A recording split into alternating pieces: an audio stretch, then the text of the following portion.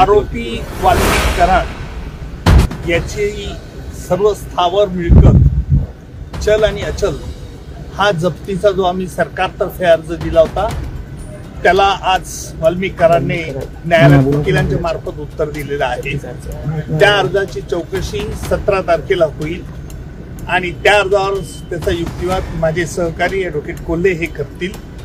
तसेच या खटल्यामध्ये मोकाकाखाली मला दोषमुक्त करावे असा जो वाल्मिक कराडचा अर्ज होता त्यावर आम्ही कोर्टाला न्यायालयाला असं प्रस्तावित केलं की आपण याला दोषमुक्त करावं किंवा त्याच्यावरती आरोप निश्चित करावे आणि त्याप्रमाणे असा आम्ही जो निर्णय घ्यायचा आहे तो एकत्रित सुनावणीत घेण्यात यावा।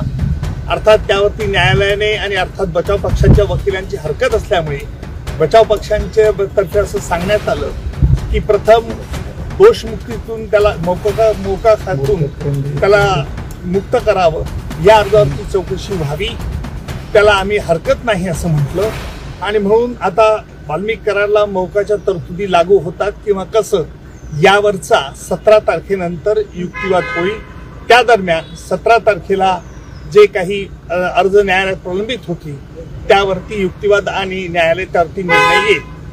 17 तारखेला ही तारीख फार त्या अर्जांच्या चौकशी करत असल्याने मी त्या तारखेला उपस्थित राहणार नाही, परंतु ज्या ज्या वेळेला महत्त्वाच्या घडामोडी असतील त्यावेळेला मी निश्चित न्यायालयात हजर असणार आहे आणि तसंच माझे सहकारी ॲडव्होकेट कोल्हे हे सरकारतर्फे बाजू तिथे 17 तारखेला मांडतील। सर पुन्हा एकदा डिजिटल एव्हिडन्स मिळाले नाहीत असं म्हटलं संदर्भात आज त्यांची सगळी पूर्तता शकांची पूर्तता केलेली आहे। न्यायालयाला फक्त त्याच्यावरती ऑर्डर्स करायचे आहेत।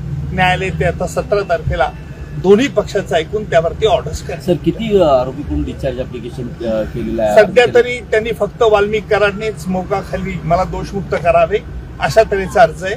त्याला न्यायालयाला आम्ही प्रस्तावित केलं होतं की दोघा अर्जांची सुनावणी म्हणजे जो आम्ही आरोप त्याच्यावरती ठेवू इच्छितो सुनावणी घेण्यात यावं।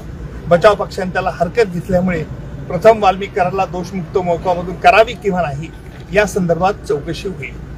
चार्ज फ्रेमसाठी देखील तुम्ही म्हणणं मांडलं होतं, मग पुढे काय झालं? आता न्यायालयात आम्ही वाल्मिक कराड व त्याचे इतर सर्व सहकारी यांच्या विरुद्ध कोणते आरोप न्यायालय निश्चित करावे याची जंत्री न्यायालयात आज आम्ही हजर केली होती, परंतु न्यायालयाने सांगितलं की अगोदर त्याचा दोषमुक्तीच्या अर्जाचा निकाल झाल्यानंतर त्यानंतर त्यावरती निर्णय घेऊ। दोन्ही पक्षाचं त्यावरती म्हणणं ऐकलं ते मग न्यायालय त्याच्यावरती निर्णय